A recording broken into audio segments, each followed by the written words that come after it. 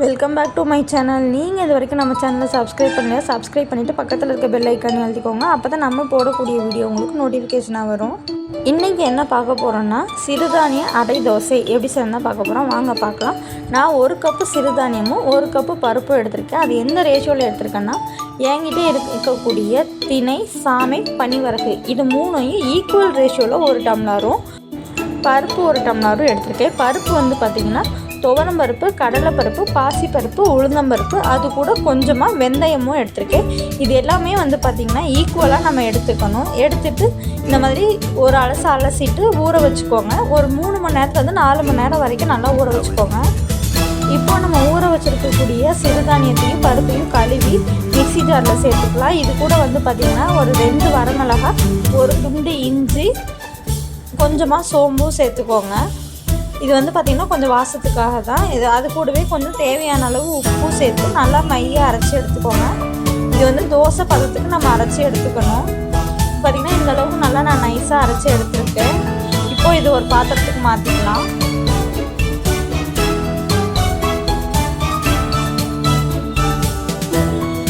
இதில் நம்ம கொஞ்சமாக இந்த ஜாரில் தண்ணி ஊற்றி அலசி அதையும் இது கூடவே சேர்த்துக்கோங்க.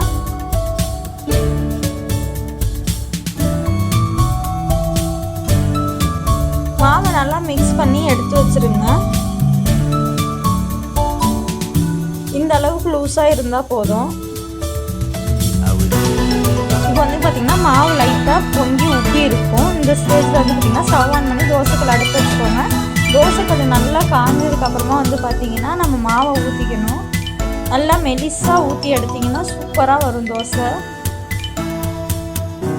இது கூட சைடிஷாக வந்து பார்த்திங்கன்னா தேங்காய் சட்னி, தக்காளி சட்னி, நிலக்கடலை சட்னி, சாம்பார்னு எதை வச்சு சாப்பிட்டோம்னாலுமே சரி சூப்பராக இருக்கும். நம்ம குழந்தைங்கள்லாம் வந்துட்டு டைரெக்டாக வந்து சிறுதானியங்களை நம்ம கொடுக்கும்போது சாப்பிட மாட்டேன்னு சொல்லுவாங்க. ஆனால் இந்த மாதிரி கொடுத்தீங்கன்னா வேண்டானே சொல்ல மாட்டாங்க, சாப்பிட்ருவாங்க. நல்லா 2 பக்கமும் செவக்க விட்டு எடுத்திங்கனாக்கா தோசை சூப்பராக ரெடி ஆகிடுங்க. இந்த தோசை வந்து பார்த்திங்கன்னா நீங்கள் எல்லா சிறுதானியங்களையும் போட்டு கலந்து தான் செய்யணும் அப்படிங்கிறது கிடையாது. உங்கள்கிட்ட ஏதாவது ஒரு சிறுதானியம் இருக்குது அப்படின்னாக்க, இப்போ சாமைனா சாமை மட்டும் 1 கிளாஸ் போட்டு கூட செய்யலாம். இல்லை திணைனா திணை மட்டும் 1 கிளாஸ் போட்டு கூட செய்யலாம். மொத்தத்தில் ஆரோக்கியமான ஒரு உணவை நம்ம ஃபேமிலி மெம்பர்ஸ்க்கு நம்ம செஞ்சு கொடுக்கணும், அவ்வளோதாங்க. இதே மாதிரி நீங்களும் ட்ரை பண்ணி பாருங்கள். நல்லா சுட மொறுன்னு ஊற்றி கொடுத்திங்கன்னா யாருமே வேணான்னு சொல்ல மாட்டாங்க. 2 தோசை சேர்த்து சாப்பிடுவாங்க. இந்த வீடியோ உங்களுக்கு பிடிச்சிருந்தனா லைக் பண்ணுங்கள், ஷேர் பண்ணுங்கள். மறக்காமல் நம்ம சேனலை சப்ஸ்கிரைப் பண்ணிவிட்டு பக்கத்தில் இருக்க பெல் ஐக்கானே அழுத்திக்கோங்க. அப்போ தான் நம்ம போடக்கூடிய வீடியோ உங்களுக்கு நோட்டிஃபிகேஷனாக வரும். தேங்க்யூ ஃபார் வாட்சிங். பாய்.